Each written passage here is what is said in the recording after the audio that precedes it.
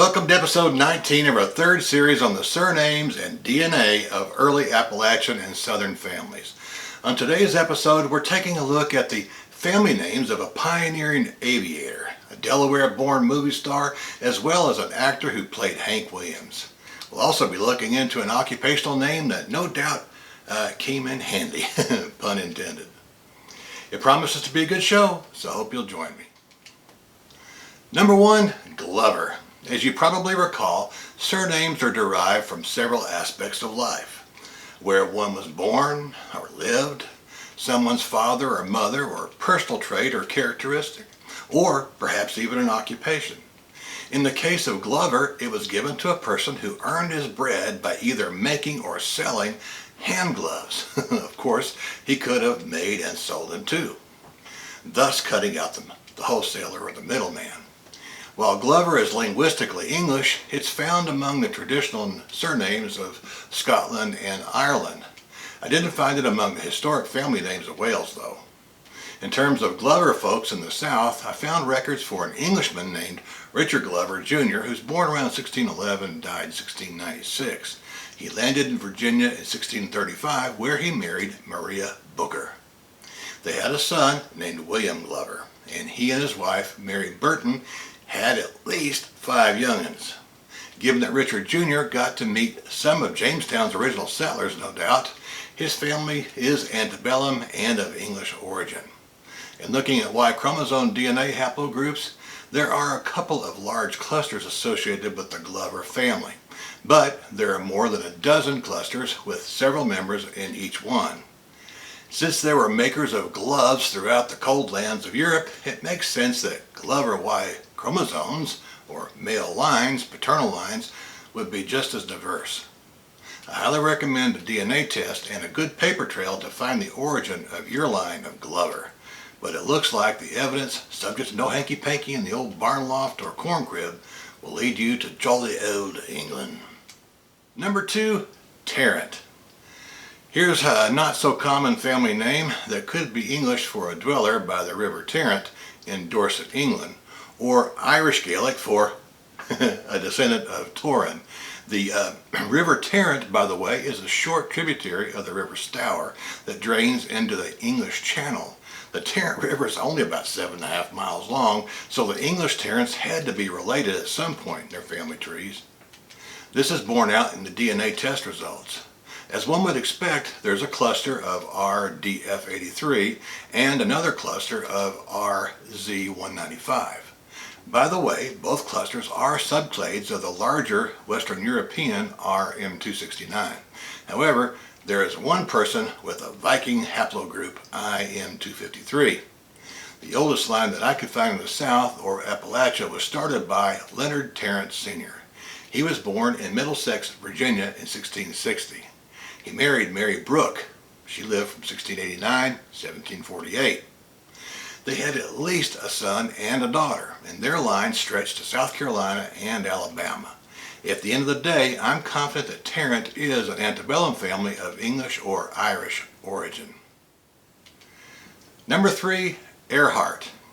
As an adventurous geographer, it was easy for me to connect this request with one of aviation's giants, Amelia Earhart, born 1897 in Atchison, Kansas, died in 1939 somewhere in the Pacific. Now, she was the first lady to fly solo across the Atlantic Ocean. She did that feat in May 1932, some 5 years to the day after Charles Lindbergh flew from New York to Paris. As with Charles Lindbergh's paternal family, Amelia's paternal family originated in Germany, where her Bavarian family is typically spelled Earhart.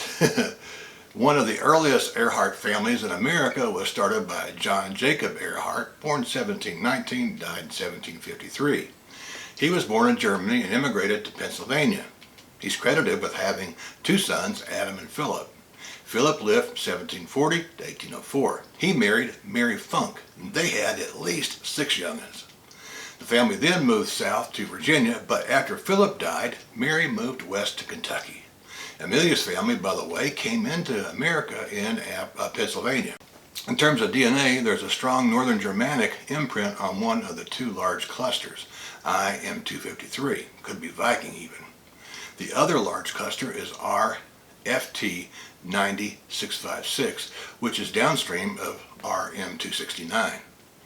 Nonetheless, I'm confident the Hehheart is an antebellum family with deep roots in Pennsylvania and Bavaria in southern Germany. Think Neuschwanstein Castle. Number 4, Huddleston or Huddleston. This linguistically English name is a diminutive of Hud, a personal name that started as a pet form of Richard. In Yorkshire, England, that is, a farmstead owned by a fellow named Huddle became known as Huddleston.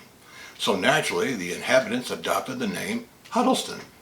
And looking around the 4 countries of the Isles, that's Great Britain and Northern Ireland, or Ireland I should say, I only found Huddleston and Hiddleston in bonnie Scotland.